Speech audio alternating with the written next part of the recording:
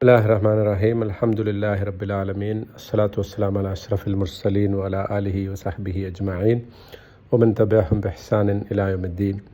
ബഹുമാനരായ സഹോദരി സഹോദരന്മാരെ, അസ്സലാമു അലൈക്കും വറഹ്മത്തുള്ളാഹി വബറകാതുഹു. നന്മ നിറഞ്ഞ പ്രവർത്തനങ്ങളിൽ വച്ച് ഏറ്റവും ഉത്തമമായത് അത് സ്ഥിരമായി ചെയ്യുകയാണ് എന്നത് നമ്മൾ കഴിഞ്ഞ പ്രഭാഷണത്തിൽ സൂചിപ്പിച്ചിരുന്നു. അതുകൊണ്ട് തന്നെ നമുക്ക് ഏറ്റവും പ്രിയപ്പെട്ട, അള്ളാഹുവിന് ഏറ്റവും പ്രിയപ്പെട്ട സൽക്കർമ്മങ്ങളിൽ ഈ ഗുണം പ്രായോഗികമാക്കാൻ നമ്മൾ പരിശ്രമിക്കേണ്ടതുണ്ട്. ഉദാഹരണത്തിന്, പരലോകത്ത് വെച്ച് ആദ്യമായി നമ്മോട് ചോദിക്കപ്പെടുക അസ്സലാ, നമസ്കാരത്തെക്കുറിച്ചായിരിക്കുമെന്ന് മുഹമ്മദ് മുസ്തഫ സല്ലല്ലാഹു അലൈഹി വസല്ലം പറഞ്ഞതായിട്ട് നമുക്കറിയാം. തൻ്റെ മരണത്തിൻ്റെ സന്ദർഭത്തിൽ പ്രവാചകൻ സല്ലല്ലാഹു അലൈഹി വസല്ലം ഇപ്രകാരം പറയുകയുണ്ടായി: അസ്സലാ അസ്സലാ വസ്തൗസുന്നിസ് ബിന്നിസാഇ ഖൈറൻ. നിങ്ങളുടെ നമസ്കാരം അത് നിങ്ങൾ സൂക്ഷിക്കണം. സ്ത്രീകളുടെ കാര്യത്തിൽ നിങ്ങൾ അള്ളാഹുവിനെ സൂക്ഷിക്കുകയും അവരോട് നല്ല നിലയിൽ വർത്തിക്കുകയും ചെയ്യണം. ഇത് അള്ളാഹുവിൻ്റെ വസിയത്തായി പ്രവാചകൻ സല്ലല്ലാഹു അലൈഹി വസല്ലം പറഞ്ഞ സംഗതിയാണ്.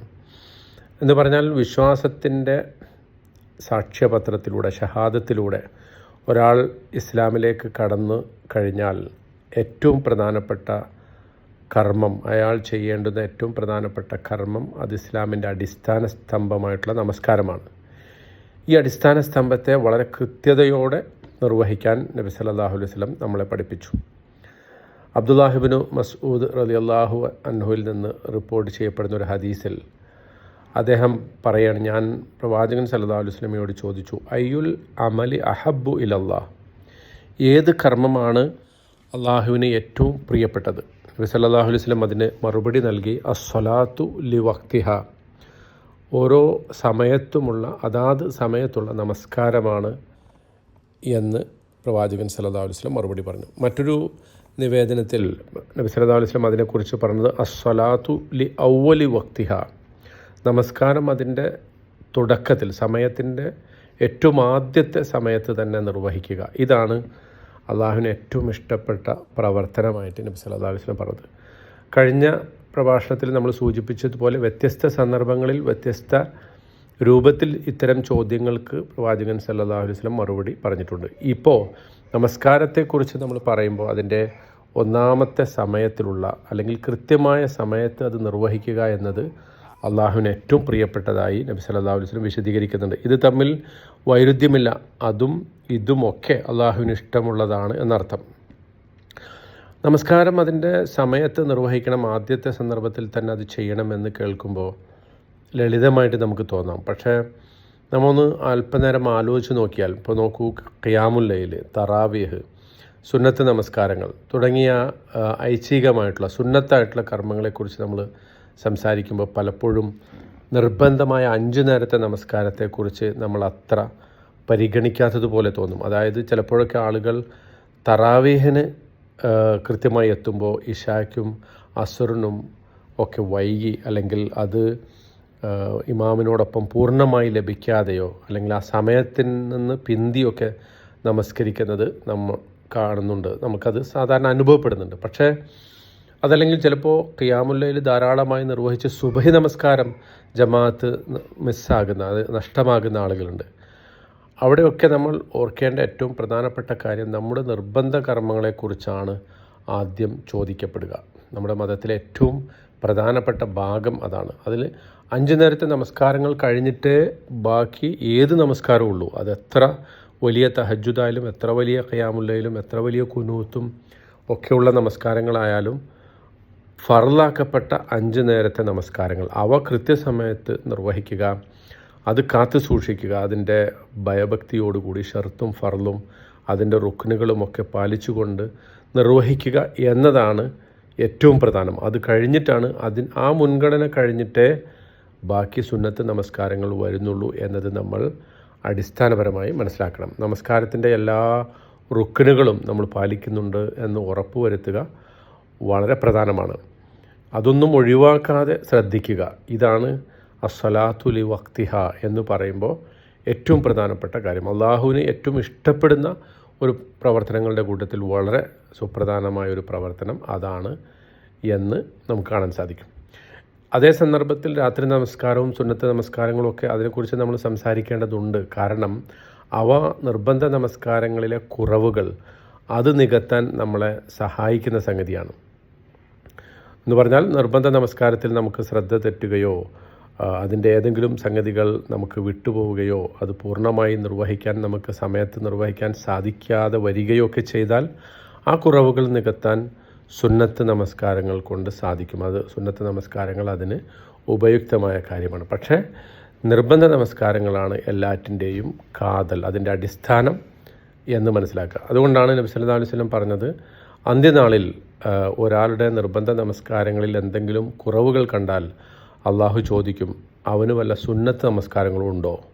അങ്ങനെ ആ സുന്നത്ത് നമസ്കാരങ്ങൾ കൊണ്ട് നിർബന്ധ നമസ്കാരങ്ങളിലെ കുറവുകൾ അള്ളാഹു നികത്തും. അതായത് നമസ്കാരത്തിനിടയിൽ ഉണ്ടാകുന്ന അശ്രദ്ധകൾ, തടസ്സങ്ങൾ, മറ്റ് ചിന്തകൾ എന്നിവ കാരണം സംഭവിക്കുന്ന കുറവുകൾ പരിഹരിക്കാനാണ് സുന്നത്ത് നമസ്കാരങ്ങൾ നമ്മെ സഹായിക്കുക.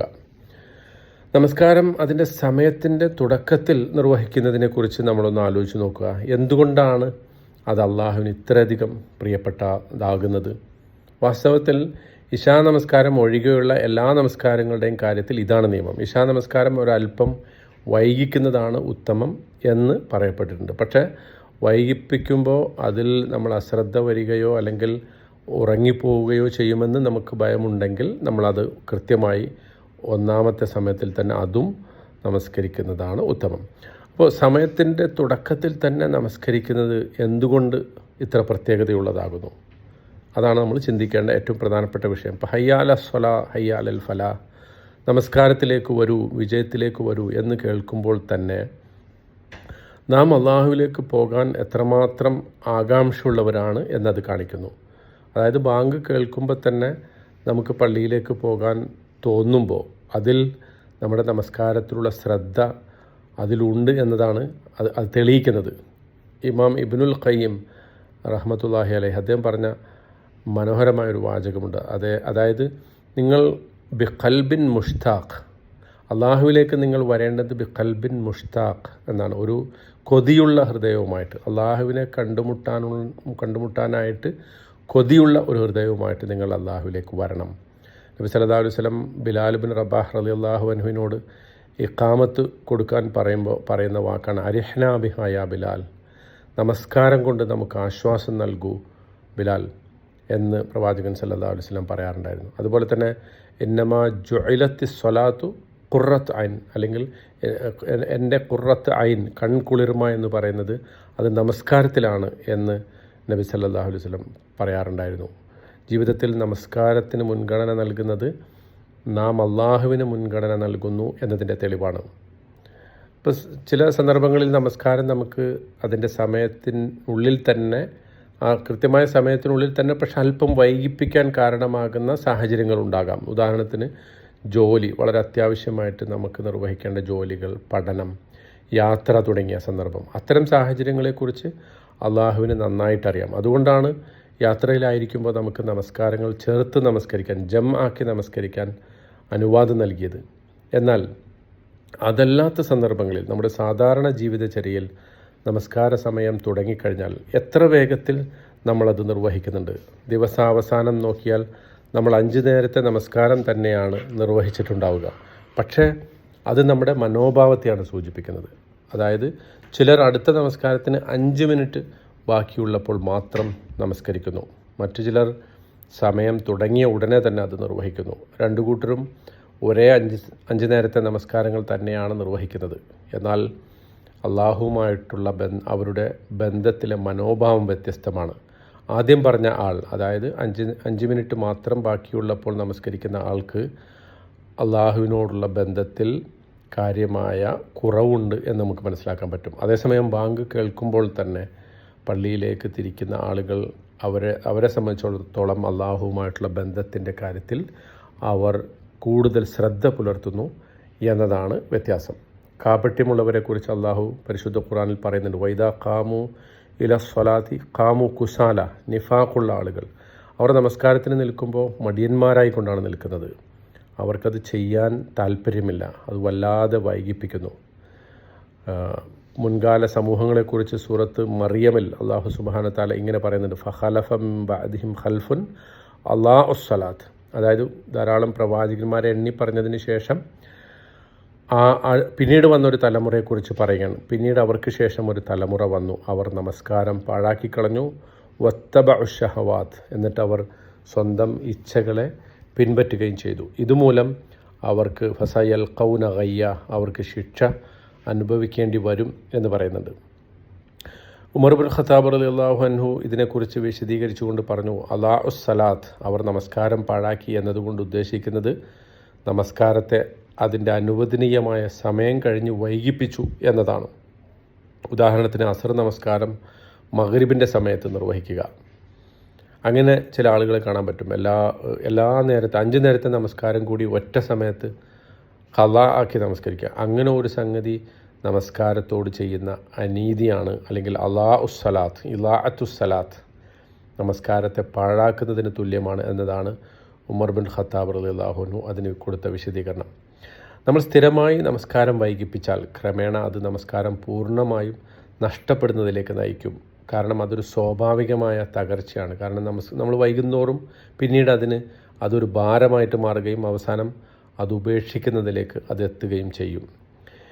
ഇപ്പം നമ്മൾ നേരത്തെ ഓതിയ ഫസയൽഖൗന ഗയ്യ ഫഖലഫ മിൻ ബഅദിഹിം ഖൽഫുൻ എന്ന് പറയുന്ന ആയത്തിന് തൊട്ടു മുമ്പുള്ള സൂറത്ത് മറിയമിലെ വചനത്തിൽ അള്ളാഹു പുണ്യവാന്മാരായ ഒരു വിഭാഗത്തെക്കുറിച്ച് പരാമർശിക്കുന്നുണ്ട്.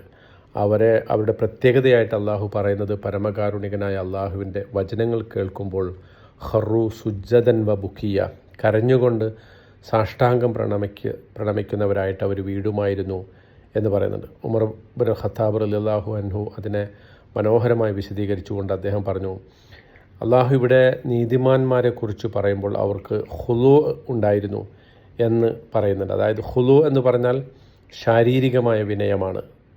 അള്ളാഹുവിൻ്റെ മുന്നിൽ ശരിയായ രീതിയിൽ നിൽക്കുക, നമസ്കാരത്തിൻ്റെ ഭൗതികമായ വശങ്ങൾ സൂക്ഷിക്കുക, അതാണ് ഖുളൂ. എന്നാൽ അവർ അള്ളാഹുവിന് മുന്നിൽ സാഷ്ടാംഗം പ്രണമിച്ചു, ആ ശരീരം കൊണ്ട് പ്രണമിച്ചു. പക്ഷേ അതോടൊപ്പം തന്നെ അവർക്ക് ഖുശൂ ഉണ്ടായിരുന്നു. അതായത് അത് ആന്തരികമായ വിനയമാണ്. അവരെ കരയിപ്പിച്ചത് ഈ ആന്തരികമായ അച്ചടക്കമാണ്. കാരണം നമസ്കാരത്തിൽ നിൽക്കുമ്പോൾ അള്ളാഹുവിൻ്റെ മുമ്പിൽ നിൽക്കുന്നു, അവനോട് സംസാരിക്കുന്നു എന്ന ബോധം അവരെ കരയിപ്പിക്കുന്നു. പലപ്പോഴും തലമുറകൾ മാറി മാറി വരുമ്പോൾ, നല്ല തലമുറയ്ക്ക് ശേഷം പിന്നീട് തലമുറകൾ മാറി വരുമ്പോൾ ഈ ശാരീരികവും ആന്തരികവുമായ അച്ചടക്കം നഷ്ടപ്പെട്ടു പോകുന്നു. പുറമേ അവർ നമസ്കാരം ഉപേക്ഷിച്ചു, ഉള്ളിൽ അവർക്ക് അല്ലാഹു അല്ലാത്ത മറ്റുള്ളവരോട് പ്രിയമുള്ളവരായിട്ട് മാറി.